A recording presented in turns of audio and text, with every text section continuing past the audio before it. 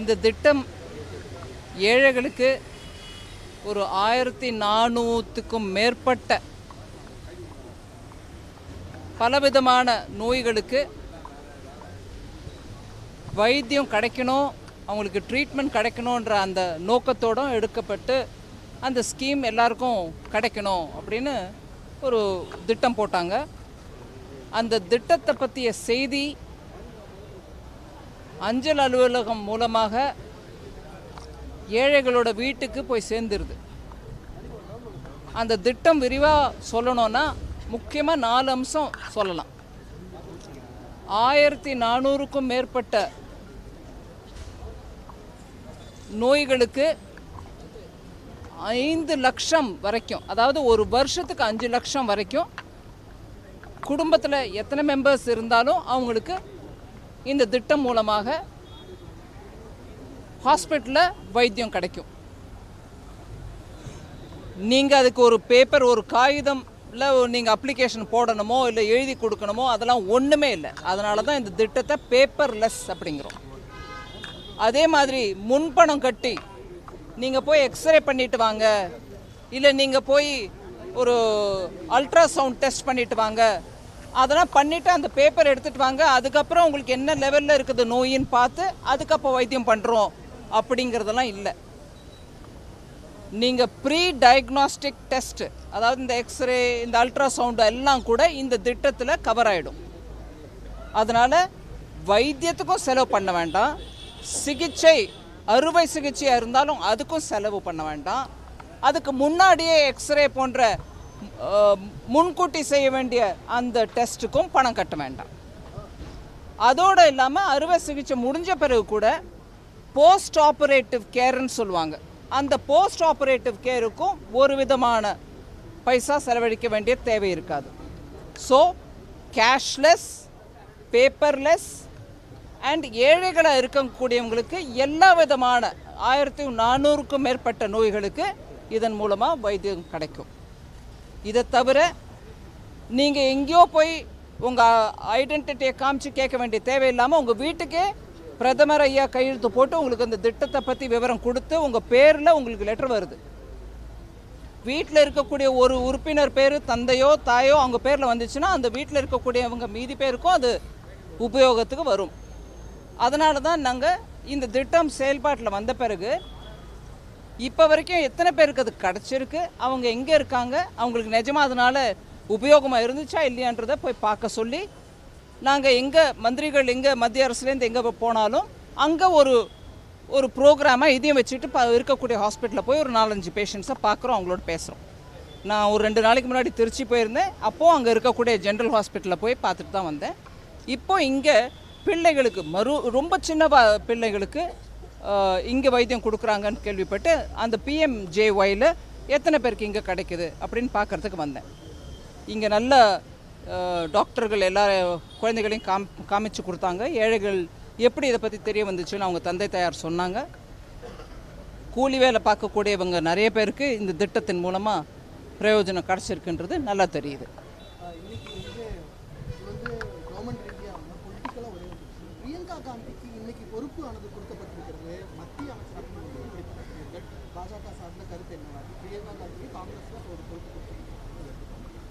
குடும்ப ரீதியாக கிடச்சிருக்கு.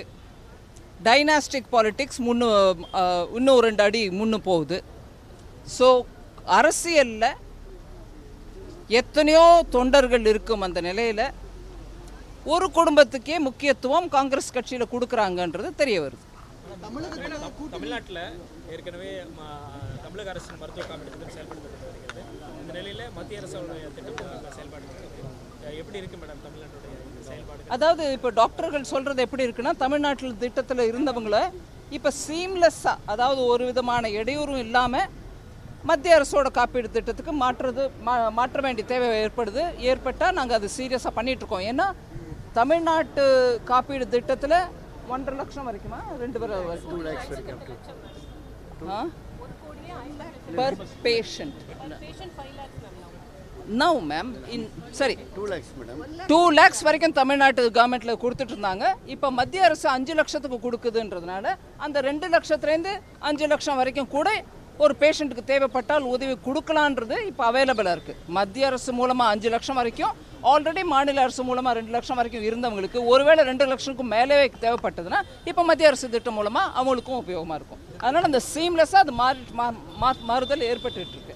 ஆல்ரெடி இருக்கிறவங்க அந்த எக்ஸிஸ்டிங் கார்டு ஹோல்டர்ஸ்க்கு இது எல்லாத்துக்குமே இது எல்லாருக்கும் அந்த ஏழை என்று சொல்லப்பட்ட அந்த SECC அதாவது சோஷியோ எக்கனாமிக் சர்வேல வந்தவங்க பேர் எல்லாம் கூட டைரெக்டாக prime minister letter post office மூலமாக போய் சேர்ந்துருச்சு. அவங்க எல்லாருக்கும் இது உபயோகமாக இருக்கும். சில பேர் இங்கே வந்து சேர்ந்த போது பிரைம் மினிஸ்டரோட லெட்டர் கையில் இல்லாமலே வந்து சேர்ந்துருக்காங்க. அவங்களுக்கு கூட இப்போது அந்த திட்டம் நாங்கள் கொடுக்குறோம். அதனால் லெட்டர் லேட்டாக கிடச்சிச்சு, நீ வந்து முன்னாடியே சேர்ந்துட்ட, அதனால் இல்லைன்னு சொல்ல முடியாது யாருக்கும். ஒரு நிமிஷங்க. மத்திய அமைச்சர் ராம்தாஸ் அத்வாலே அண்மையில் ஒரு மறைமுகமான ஒரு கருத்தை தெரிவிச்சிருந்தார். மறைமுகமாக சொன்னா நான் எனக்கு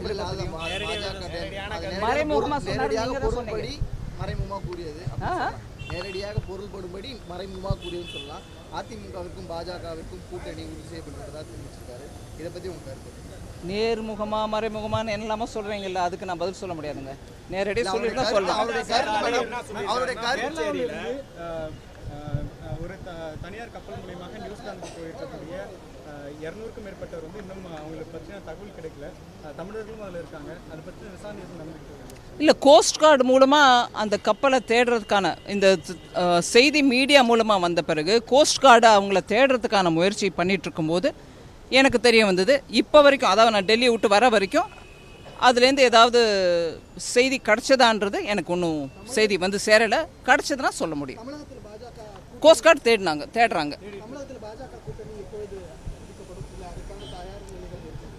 ஸ்டேட் பார்ட்டி அதை பற்றி அனௌன்ஸ் பண்ணுவாங்க, நான் சொல்ல முடியாது அதை பற்றி. மேம், இந்த காப்பீடு திட்டத்தில் வருமானத்துக்கான தொகைங்கிறது ரொம்ப குறைவாக இருக்குது. இது அதிகப்படுத்தினா அதிக மக்கள் வந்து பயனடையும் வகையில் இருக்கும். கிட்டத்தட்ட 1,20,000 1 லட்சம் விடுபட்ட மக்களுக்கு மட்டுமே இது பயன் வகையில் இருக்குது. இப்போது நீங்கள் 8 லட்சம் ரூபாய் வரைக்கும் வந்து ஏழை அப்படிங்கிற மாதிரியான ஒரு திட்டத்தை கொண்டு வந்திருக்கீங்க. ஸோ அதோடு நீங்கள் ஒப்பிடும்போது இது எப்படி வந்து இந்த தொகை வந்து அதிகரிக்காமல் இன்னும் இருக்குங்க? அதாவது இன்கம் சீலிங் பற்றி நீங்கள் சொல்கிறீங்க, அதை பற்றி என்ன டிஸ்கஷன் நடந்துகிட்ருக்கோ அதை நான் ஹெல்த் மினிஸ்ட்ரியோடு பேசிட்டு தான் சொல்ல முடியுங்க. அமௌண்ட் அதாவது இன்சூரன்ஸ் அமௌண்ட் 5 லட்சம் வரைக்கும் இருக்குது, ஸ்டேட்டில் 2 லட்சம் இருக்குது, அந்த பேலன்ஸ் 5 வரைக்கும் போகும். ஆனால் அவர் கேட்குற கேள்வி இன்கம் லிமிட் யாருக்கு? 8 லட்சம் வரைக்கும் சம்பாத்தியம் இருக்கிறவங்க அதுக்கு தான், அதை தாண்டி கிடச்சவங்களுக்கு இல்லை அப்படிங்கிற அந்த நீங்கள் அந்த ஓசி கேட்டகரிக்கு நீங்கள், அதாவது உயர்ஜாதி மக்களுக்கு வந்து 8 லட்சம்ங்கிறது அது ஆரோக்கிய திட்டம் இல்லைங்க. இல்லை ஒரு நிமிஷம், அது ஆரோக்கிய திட்டத்தோட அதுக்கு சம்பந்தம் இல்லைங்க. அதற்கான நீங்க கணக்கீடு வைக்கும்போது இதுல வந்து ரொம்ப குறைவான அமௌண்ட் தான் வந்து வருமான வரியா வந்து வருமானமா காமிக்க முடியும்.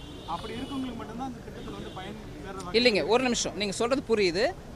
இதுல வந்து அந்த SECC சர்வேல இருந்தவங்கள தான் போட்டிருக்குன்னு முதல் ஸ்டெப்பாக ஆரம்பிச்சிருக்கோம். இதில் இன்கம் பேஸுன்றது அந்த சர்வே பேஸில் தான் வந்திருக்குது. இப்போ நம்ம 10% ரிசர்வேஷன் அப்படிங்கிறது வேறு டோட்டலி டிஃப்ரெண்ட் லெவல். நீங்கள் அதில் இருக்கக்கூடிய வேறுபாடை நீங்கள் நல்லா ஹைலைட் பண்ணுறீங்க இல்லைங்களே. ஆனால் இதோட பேஸஸ் சர்வே, அதனால தான் அப்படி இருந்துச்சு.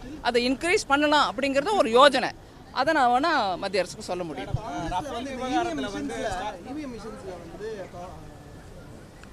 மின்னணு வாக்குப்பதிவு இயந்திரத்தில் வந்து முறைகேடு நடந்திருக்கிறதா இருங்க, 3 பேர் கேட்குறீங்க ஒரே சேம் கொஸ்டினாக இருந்தால் ஒருத்தர் சொல்லுங்களேன். எனக்கு 3 பேர் கேட்க முடியல. வாக்குப்பதிவு இயந்திரத்தில் வந்து முறைகேடு நடக்கிறது அப்படின்னு காங்கிரஸ் தொடர்ந்து காங்கிரஸ் வந்து குற்றச்சாட்டு வச்சிருக்காங்க. தமிழ்நாடு காங்கிரஸ் கமிட்டியை சேர்ந்த தலைவர் திருநாவுக்கரசரும் இன்னைக்கு வந்து அதுக்கான விரிவான ஒரு விசாரணை நடத்தணும் அப்படின்னு சொல்லி கேட்டிருக்காரு. இதை பற்றி உங்களுடைய 2-3 விஷயங்க அதில். சரிங்க, 2-3 விஷயம் இருக்குது இதில். நம்மளுக்கு எப்போ வேணுமோ EVM மெஷின்ஸ் சரியில்லை அப்படின்னு சொல்கிறோம். எப்போ பிடிக்குதோ அப்போ சும்மா இருக்கும். இப்போ காங்கிரஸ் கட்சி மத்திய பிரதேஷ், சத்தீஸ்கர், ராஜஸ்தானில் ஜெயித்தாங்க. EVM மூலமாக தான் ஜெயித்தாங்க. ஒன்றா விட்டு கொடுத்துடணும். இல்லைங்க, EVM மூலம் ஜெயிச்சோன்றதுனால இது நிஜம் இல்லை, அது EVM மெஷின் ஏதோ தப்பாக இருக்குது, அதனால் நாங்கள் ஜெயிச்சிருக்க முடியாதுன்னு சொல்லணும். இல்லை, அவங்க மேனிப்புலேட் பண்ணாங்க, நாங்களே பண்ணிக்கிட்டோம், நாங்கள் ஜெயிக்க வச்சுக்கிட்டோம் அப்படின்னு சொல்லிக்கணும். அதுவும் வேணும், இதுவும் வேணும். எப்படிங்க நடக்கும் அது? அப்போ 2014க்கு முன்னாடி காங்கிரஸ் ஜெயிச்சுக்கிட்டு வந்த போது இவிஎம் மெஷின் அவங்க எதா பண்ணினாங்களா? ரெண்டாவது கேள்வி. மூணாவது, இது நாட்டுக்குள்ளே நம்ம நாட்டுக்குள்ளவே நிறைய தூரம் இதை பற்றி சர்ச்சை நடந்து மெஷினை வைங்க, எலெக்ஷன் கமிஷன் ஓப்பனாக சொல்லிச்சு எடுத்துகிட்டு வாங்க, எனக்கு முன்னாடி ஹேக் பண்ணி காட்டுங்க, நாங்கள் சொல்கிறோம் அது ஹேக் பண்ண முடியுமா முடியாதான்னு எலெக்ஷன் கமிஷன் சேலஞ்ச் பண்ணாங்க. அதெல்லாம் ஆயிடுச்சு. இப்போ எங்கேயோ வெளிநாட்டில் அவர் பேர் ஊர் யாருன்னு தெரியாத ஒரு ஆள் வச்ச ஒரு ப்ரோக்ராமில் காங்கிரஸ் பார்ட்டி போய் சேருது. ஆமாம் மெஷின் ஹேக் ஆகுது அப்படிங்கிறாங்க. அப்போ முதல்ல இங்கே மத்திய பிரதேஷில் அரசை விட்டு நீக்கிடணும், நாங்கள் இறங்கிடுறோம், இவிஎம் மூலமாக நாங்கள் ஜெயித்தோம், அதனால் அது கரெக்ட் இல்லைன்னு சொல்லிக்கிட்டு சொல்லுங்கள். ஜெயிச்சா உனக்கு இவிஎம் சரி, தோத்தா இவிஎம் தப்பு. நாட்டுக்குள்ளே இல்லை வெளிநாட்டில் போய் நம்ம நாட்டு ஜனநாயகத்தை வீக்கெண்ட் பண்ணுறதுக்கு இன்னும் என்னதான் பண்ணணுன்ற அந்த வழியில் காங்கிரஸ் எல்லாம் இல்லாமல் போயிட்டுருக்காங்க. எலெக்ஷன் கமிஷனை திட்டுவோம், மெஷினை திட்டுவோம், ஆளும் கட்சியை திட்டுவோம், ஆனால் எல்லாம் எங்களுக்கு தேவைப்படுவது மீடியாவை திட்டுவோம், மீடியா சாதகமாக இருந்தால் மீடியாவை திட்ட மாட்டோம். இப்படி நடக்காதுங்க. இது ஜனநாயகத்துக்கே ஒரு விதமான ஜனநாயகத்தை பலவீனப்படுத்துறதுக்கு காங்கிரஸின் முயற்சின்னு தான் நான் சொல்லுவேன். தேங்க்யூ. நாடாளுமன்ற கூட்டுக்குழு விசாரணை நடத்தணும்னு சொல்லிட்டு ஸ்டாலின் வரைக்கும் வந்து எல்லாருமே வந்து அறிக்கை விட்டுருக்காங்க, அவங்க வலியுறுத்திருக்காங்க. நான் நிறைய தடவை சொல்லிட்டேங்க, ஜேபிசி ரஃபேல் விஷயத்தில் தேவையே இல்லை. இப்போ வரைக்கும் ஜேபிசி எதுக்கு போட்டோமோ அது 2Gயாக இருக்கலாம், இல்லை அதுக்கு முன்னாடி போஃபோர்ஸாக இருக்கலாம். போஃபோர்ஸில் மீடியா மூலமாகவே யாருக்கு பணம் போயிருக்கு, அந்த பணம் யாருக்கு கிடச்சதோ அந்த ஆள் எங்கே வந்துட்டு போயிட்டு இருந்தார், யார் வீட்டுக்கு டெய்லி சுற்றத்தாருன்னு சொல்லிக்கிட்டு வந்தாரோ, இல்லை அவர் எந்த ஊர்லேருந்து வந்தவர், சுவிட்சர்லாண்டில் எங்கே பணம் அக்கௌண்ட் வச்சுருந்தாங்க, இதெல்லாம் மீடியா மூலமாக வெளிப்படையாக வந்துச்சு. உண்மையாக சொன்னால் மீடியா மூலமாக வந்துட்டு இருந்ததை வாயடைக்கும் முயற்சியில் காங்கிரஸ் தடுத்து நிறுத்தினாங்க. உங்களுக்கு தெரியும், நான் சென்னையிலேருந்து பேசுகிறேன், உங்கள் எல்லாருக்கும் தெரியும் மீடியாவில் அப்போ எப்படி கவரேஜ் வந்துட்டு இருந்ததுன்னு. அந்த கவரேஜ் திடுதிப்புன்னு எதுக்கு நின்றுச்சு? யார் வாயடைக்க முயற்சி பண்ணாங்க? அப்போ ஃப்ரீடம் ஆஃப் எக்ஸ்பிரஷன், வாக்குரிமை, எங்களுக்கு எல்லாரும் பேச்சு உரிமை இருக்குன்னு சொல்லக்கூடிய இன்னைக்கு எழுந்து நின்று கத்தக்கூடியவங்க யாருமே அப்போ ஒன்றுமே சொல்ல. ஐயோ காங்கிரஸ் வாய் அடைக்க பார்க்குறாங்கன்னு. ஐயோ போடாதீங்கயா, இனிமேல் பொஃபோர்ஸை பற்றி ஒன்றும் போடாதீங்கன்னு மீடியாவில் அதுக்கப்புறம் ஒருத்தர் வாய் திறக்கலை. இன்னைக்கு அவங்க எல்லாரும் சுதந்திரமாக டெய்லி பொய் பிரச்சாரம் பண்ணிக்கிட்டு இருக்காங்க. ஒரு குவாத்தரோச்சி இல்லை ரஃபேலில், மிடில் மேன்ற பேரில் ஒருத்தர் இல்லை, பணம் வந்துச்சு பணம் போச்சு அது யாருமே இல்லை. ஆனாலும் எங்களுக்கு ஜேபிசி கொடுங்கன்னு சொல்லிட்டு, அதோடு இல்லாமல் பேச்சு உரிமை போயிடுச்சுங்க, ஜனநாயகத்தில் இன்னைக்கு பேசுறதுக்கே இல்லைங்க அப்படின்னு போய் பிரச்சாரம் அது கூட நடக்குது. அப்போ காங்கிரஸ் வாய் அடிச்ச போது ஒருத்தர் கேட்கல, இன்னைக்கு ஒருத்தரும் ஒன்றும் சொல்றதில்ல. போய் பிரச்சாரம் டெய்லி வந்துட்டு இருக்கு, எல்லா பத்திரிகையிலையும் வந்துட்டு இருக்கு, எல்லா டெலிவிஷன்லையும் வந்திருக்கு. ஆனால் ஐயோ மோடி ஐயா பேச விட மாட்டேங்கிறாரு அப்படிங்கிறாங்க. யோசிக்கணுங்க நம்மெல்லாம் கூட.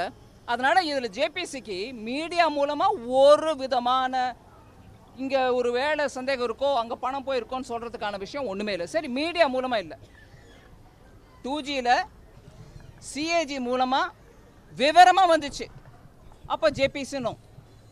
இப்போ ஒரு விதமான இன்ஸ்டிடியூஷனும் ரஃபேலுக்கு எகேன்ஸ்டாக ஒன்றுமே சொல்லலை. சரி, எகேன்ஸ்டாக ஒன்றும் சொல்லலை, கோர்ட்டுக்கு போனாங்க. சுப்ரீம் கோர்ட் என்ன சொல்லிச்சுங்க?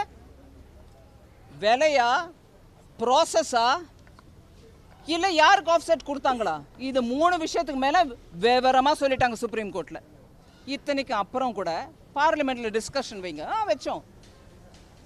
பதிலுக்கு ஒவ்வொரு பாயிண்ட்டுக்கும் பதில் கொடுக்கறதுக்கு எழுந்து நின்று பேசணும். எனக்கு முன்னாடி இராணுவ அமைச்சராக இருந்த, பாதுகாப்புத்துறை அமைச்சராக இருந்து இன்னைக்கு ஃபினான்ஸ் மினிஸ்டராக இருக்கக்கூடிய அருண்ஜேட்லி நின்று பேச பார்த்தாரு. அப்போ என்ன பண்ணிட்டு இருந்தாங்க? விவரமாக எங்களுக்கு சர்ச்சை வேணும்னு சொன்னவங்க பேப்பரில் ராக்கெட் பண்ணி விசிறிட்டு இருந்தாங்க, ஃபோட்டோ எடுத்துகிட்டு இருந்தாங்க. அவர் நின்று பதில் சொல்லும்போது யாராவது ஸ்ரத்தையை கேட்டாங்களா பதில்? இல்லை, எங்களுக்கு அது சும்மா எலெக்ஷன் பிரச்சாரனுக்கு உபயோகமாக இருக்கும்னு பேசிகிட்டே இருப்போம். அங்கே எழுந்த பதில் சொல்லிக்கிட்டு இருக்கும்போது ஏன் கேட்கல? அதனால் பார்லிமெண்ட்லேயும் ஆயிடுச்சு, கோர்ட்லேயும் ஆயிடுச்சு, மீடியாலேயோ இல்லை சிஏஜியோ அந்த மாதிரி ஒரு நிறுவனம் மூலமாகவும் ஒரு விதமாகவும் ரஃபேலில் ஏதோ நடந்திருக்கு அப்படின்னு சொல்கிறதுக்கு ஒன்றுமே இல்லை. அதுக்கப்புறம் எதுக்குங்க ஜேபிசி? நன்றிங்க. உண்மை செய்திகளை உங்கள் கண்முன் கொண்டு வரும் காவிரி நியூஸின் யூடியூப் சேனலை சப்ஸ்கிரைப் செய்யுங்கள். நொடிக்கு நொடி நாட்டு நடப்புகளை தெரிந்து கொள்ள kaverinews.tv, Facebook, Instagram, Twitter போன்ற சமூக வலைதள பக்கங்களோடு எப்போதும் இணைந்திருங்கள்.